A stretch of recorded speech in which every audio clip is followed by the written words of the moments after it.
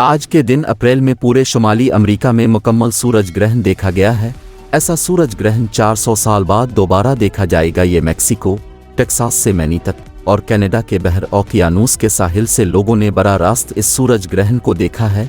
पाकिस्तान में ये सूरज ग्रहण नहीं देखा जा सका है। ये इस साल का मुकम्मल सूरज ग्रहण था। आइंदा आने वाले सालों में जुज़वी तौर पर सूरज ग्रहण देखा जाएगा। फिर इस तरह का सूरज ग्रहण 400 साल बाद देखा जा सकेगा।